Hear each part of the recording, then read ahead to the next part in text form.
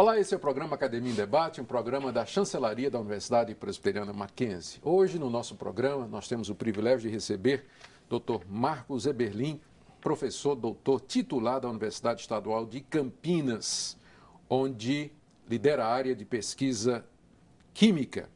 Dr. Eberlin é um químico conhecido no Brasil, inclusive uma das suas pesquisas levou à descoberta que hoje traz o seu nome como reação de Eberlin. Membro da Academia Brasileira de Ciências, é comendador da Ordem Nacional do Mérito Científico, autor de mais de 300 artigos científicos, com mais de 3.000 citações.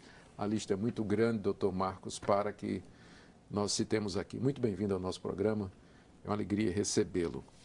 Dr. Marcos Eberlin tem viajado pelo Brasil, falando em diversas universidades a convite sobre um tema extremamente interessante, que é o tema do design inteligente. E é sobre isso que nós gostaríamos de falar aqui no nosso programa. Dr. Marcos, acaba de sair um livro, o título é Por que a Ciência Não Consegue Enterrar a Deus? É um livro que, inclusive, está sendo publicado em parceria da Universidade Presbiteriana Mackenzie com a editora Mundo Cristão. O autor é Dr. John Lennox, que é um matemático conhecido da Universidade de Oxford. E o título é, eu sei que o senhor não teve tempo de ler ainda, o livro acaba de sair. O título é bem provocativo. Por que é que a ciência não consegue enterrar a Deus? A ciência tem esse desejo, Dr. Eberlin, de enterrar a Deus? E o pior é que tem.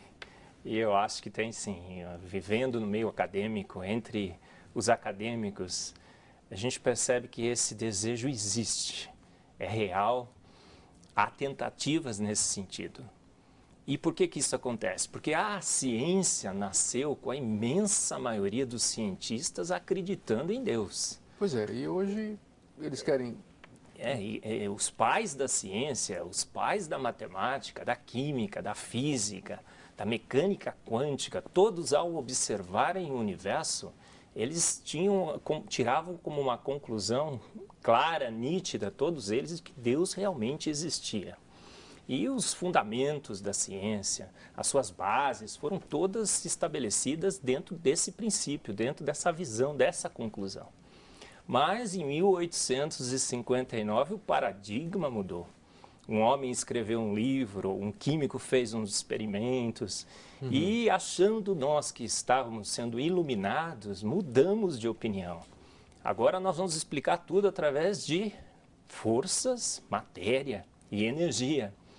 Deus não existe, isso é ignorância, é medieval, é obscurantismo.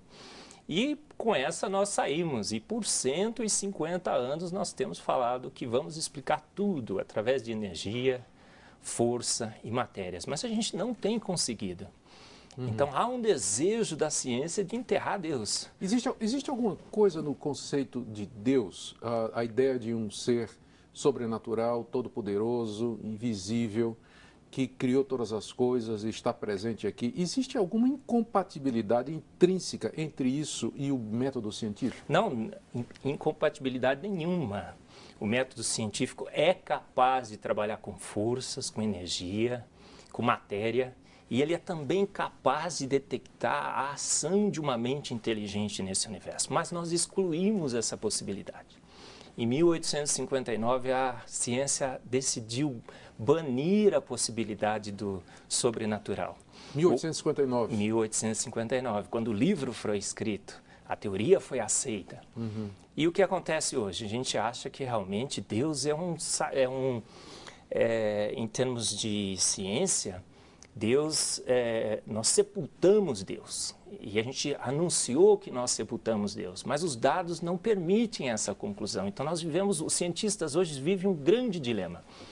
Eles anunciaram que Deus havia sido sepultado, que nós vamos explicar tudo através de forças, de energia, de matéria, que tudo, até a piedade de Madre Teresa de Calcutá, nós vamos explicar com forças, energia e matéria, mas a gente não consegue.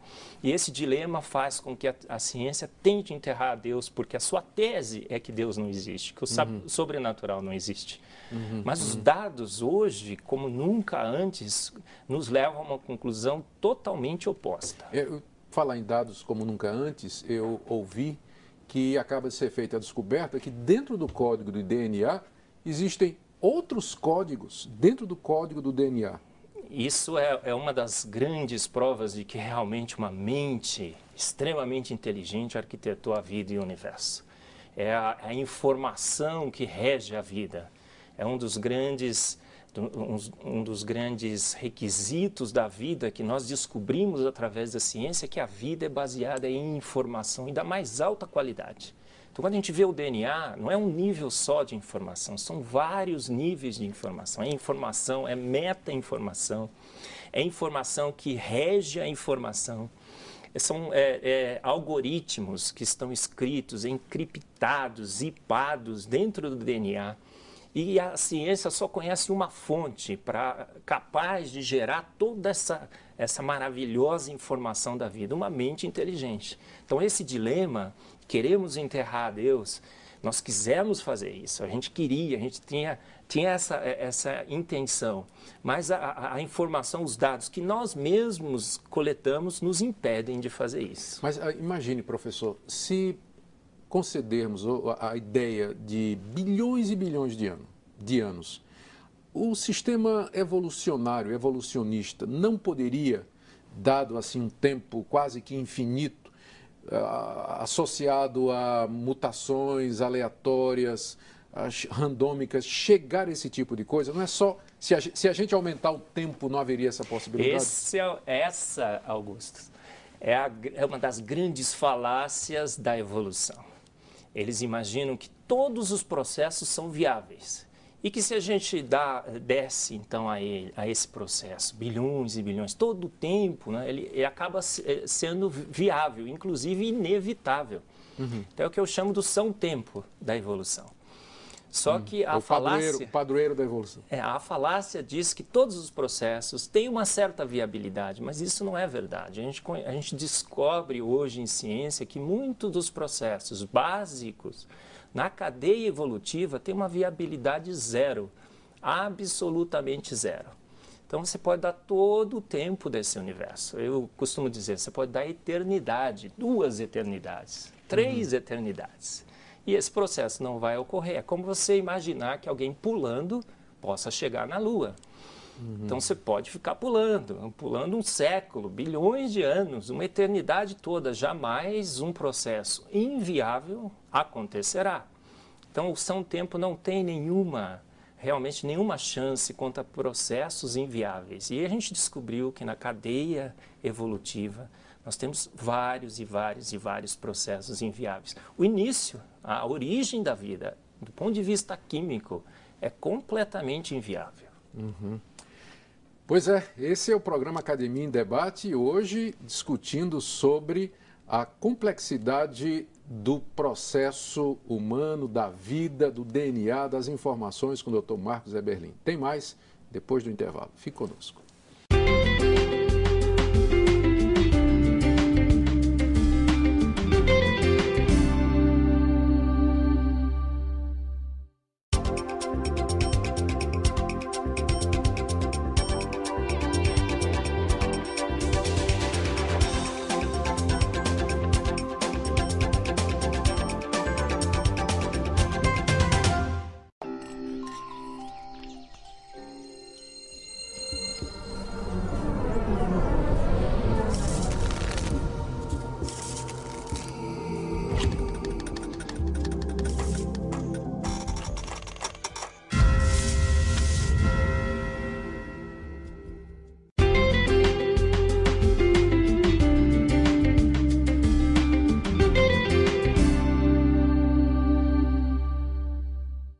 Estamos de volta com o programa Academia em Debate, hoje com o Dr. Marcos Eberlin, químico famoso, conhecido no Brasil, cientista destacado, que está no nosso programa respondendo sobre a complexidade da vida, design inteligente e outras questões relacionadas com a sua área de atuação. Dr. Eberlin, recentemente foi lançado aqui em São Paulo um livro de um filósofo suíço, ateu, Alain de Botton. O título é Religião para Ateus. E nesse livro, o Dr. Botton, ele faz uma crítica a Richard Dawkins, que é conhecido como um neo-ateu fundamentalista. Eu vou ler a crítica. Ele disse assim, literalmente, não adianta o Dawkins ficar repetindo que as pessoas são estúpidas por acreditar em Deus, pois a ciência não resolve algumas coisas das necessidades humanas, como consolo, comunidade, moralidade e compreensão. Ou seja, para esse ateu suíço, Deus não existe, é verdade, mas religião é uma coisa boa. O que é que você acha? Eu acho que realmente a ciência tem limites. Nós, num certo ponto, né, anunciamos para o mundo que a ciência ia ter resposta para tudo, para literalmente tudo. E a gente descobriu com o passar do tempo, né, através do exercício da ciência, que isso não é verdade. A ciência trabalha com uma dimensão do universo, o universo material. Então a ciência tem tido grandes sucessos, tem minimizado muito do sofrimento humano, as nossas doenças, as imperfeições que a gente observa no mundo, mas ela tem limites. Ela não consegue trabalhar com um homem tridimensional. Nós temos matéria, alma e espírito.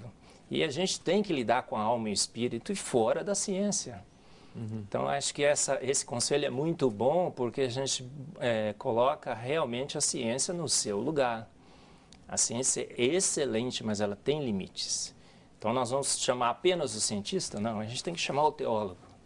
A gente tem que chamar o filósofo, porque nós somos feitos de matéria, mas nós somos feitos de alma, nós somos feitos de espírito.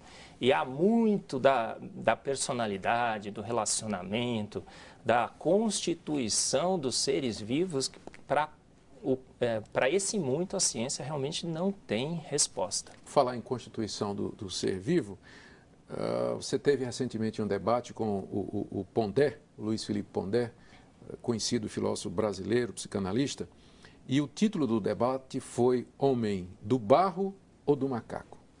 E nesse debate muito interessante, você defende o relato da criação de Gênesis, que diz que Deus fez o homem do pó da terra. Como é que o cientista da sua envergadura, da sua capacidade, consegue harmonizar todo o seu conhecimento científico, a sua bagagem de pesquisador, com o relato da criação de Gênesis, que diz que Deus fez o homem do pó da terra? Olha, eu além de ser um homem religioso, um pouco filósofo e um pouco teólogo, eu sou um racionalista, né? Eu, sobretudo, eu dou valor à razão. E o que eu vejo na ciência? Através do método científico, através da ciência que eu faço. Eu vejo a absoluta impossibilidade desse universo ser regido por forças naturais. Então, se eu consigo conciliar a minha posição de cientista com a minha posição religiosa e filosófica, completamente sim. Porque eu percebo através da ciência que há limites para a matéria, há limites para as forças naturais, e que realmente uma mente inteligente, um ser, de que toda a inteligência, o poder e a capacidade de criar esse universo emanou e realmente deve existir. Aí eu vejo um relato bíblico em que ele fala que criou o universo do nada. E a gente vê as teorias científicas que nos dizem o quê?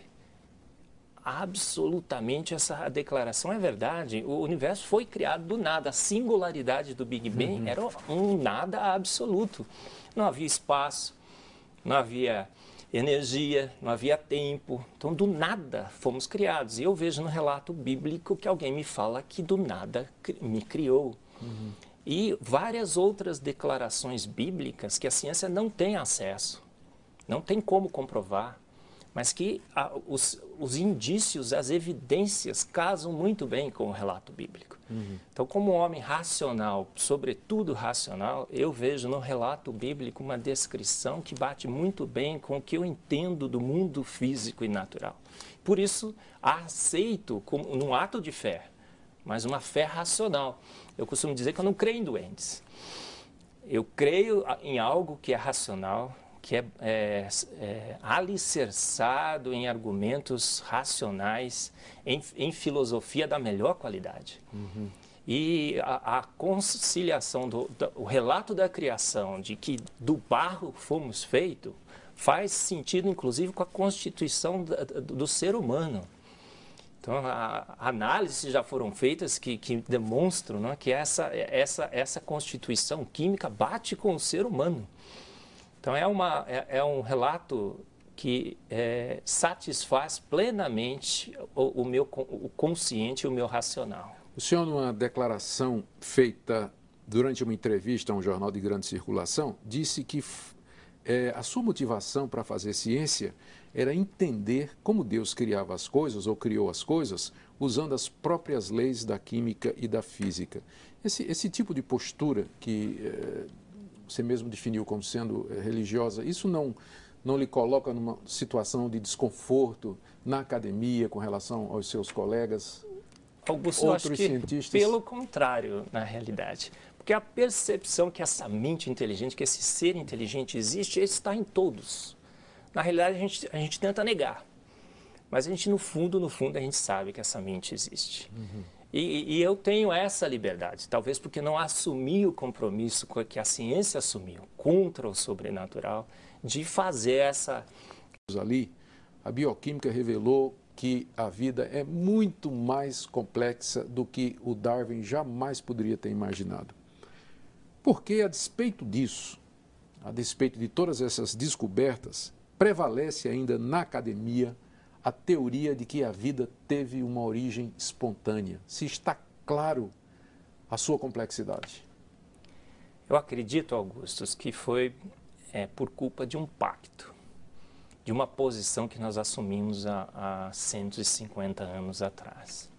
Então, quando Darwin propôs a sua teoria, quando ele elaborou seus argumentos, o entendimento que nós tínhamos sobre a vida era realmente, isso sim, rudimentar, medieval e obscurantista. Nós imaginávamos que a vida era, a célula, a unidade básica da vida era formada por uma única substância, o protoplasma, era uma gelatina. Então, imaginar naquela época que realmente a vida poderia ter surgido numa sopa, naquele caldo escaldante da sopa primordial, não era realmente muito difícil. Então, argumentos foram elaborados. E nós assumimos, então, uma posição muito clara de que a vida surgiu por processos naturais. E estamos a defender essa posição por 150 anos. E cada vez mais que os dados nos falavam contra essa posição, a gente fincava o pé cada vez mais, cada vez mais. Chegamos a uma posição de impasse, absoluto impasse. Então, hoje a gente não quer jogar a toalha. E a gente faz de tudo para não debater, não queremos ver o design inteligente, a gente não quer ouvir, a gente não quer falar sobre design inteligente. A gente faz a propaganda a mais forte e incisiva possível, porque a gente tem que abafar os dados. Mas em ciência, nada melhor em ciência do que um dia após o outro, não, do que um dado... Um dado após o outro. Após o outro, um dado após o outro. E a enxurrada, a avalanche de dados hoje está falando muito mais alto do que os cientistas. E os cientistas realmente vão ter que chegar, encarar a sociedade e com a humildade que todos nós devemos ter, encarando essa sociedade exigente, infelizmente, erramos. Fizemos uma conclusão baseada em dados incompletos, imprecisos, sobre a vida e o universo, de que as forças naturais teriam capacidade de criá-lo. Mas a questão é a seguinte, é uma questão de dados ou é uma questão de pressupostos? Porque se a pessoa tiver os mesmos pressupostos, mesmo que cheguem novos dados, ela vai dar um jeito de acomodar aqueles dados à matriz do pensamento deles. Por exemplo, um cientista que fez, como você disse, um pacto para não deixar o sobrenatural entrar.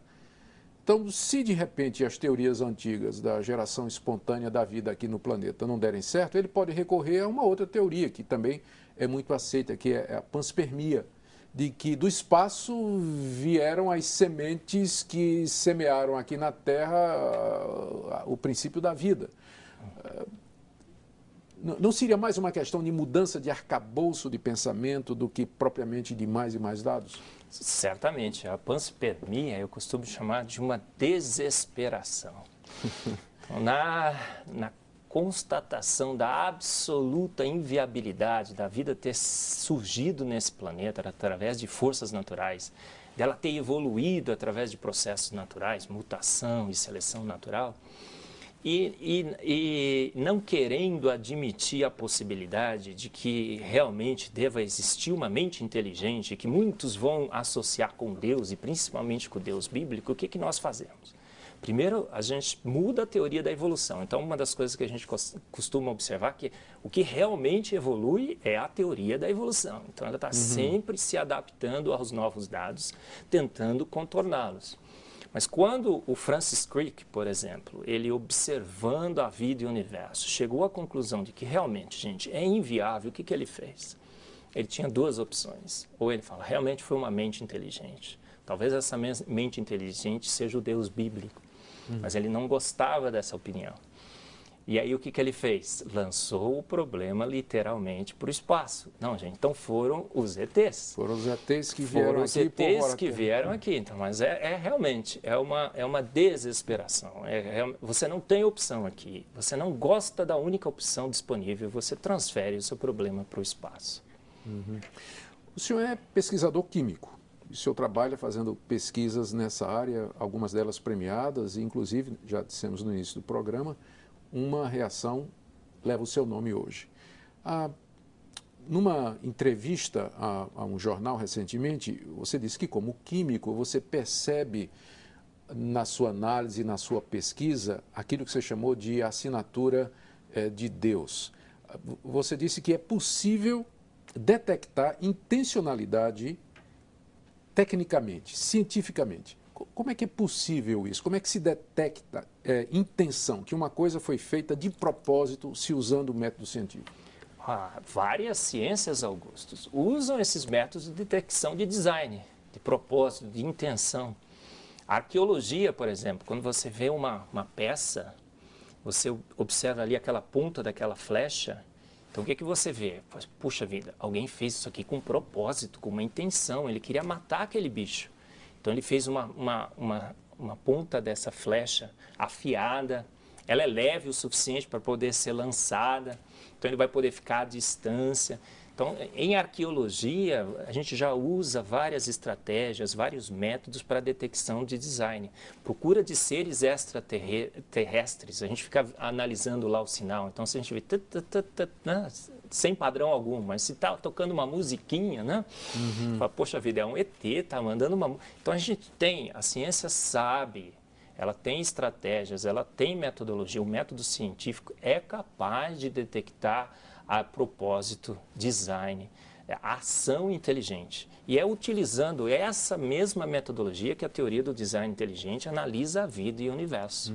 E quando ela abre a caixa preta da vida, quando ela abre o DNA, quando ela abre a maquinaria da vida, o que ela vê ali é a assinatura química de uma mente inteligente. Quando a gente vê os 20 aminoácidos que moldam as estruturas tridimensionais das proteínas, e a gente vai olhar os aminoácidos, eu como químico vou olhar os aminoácidos e falar, opa, olha só, olha como ele escolheu, muito bem, ele escolheu os 4 e 5 de cada classe, esse aqui forma ligações de hidrogênio, esse aqui são aminoácidos polares, aniônicos, ele criou uma escala, ele criou todo um leque, todo um balé de forças intermoleculares para poder moldar as suas proteínas.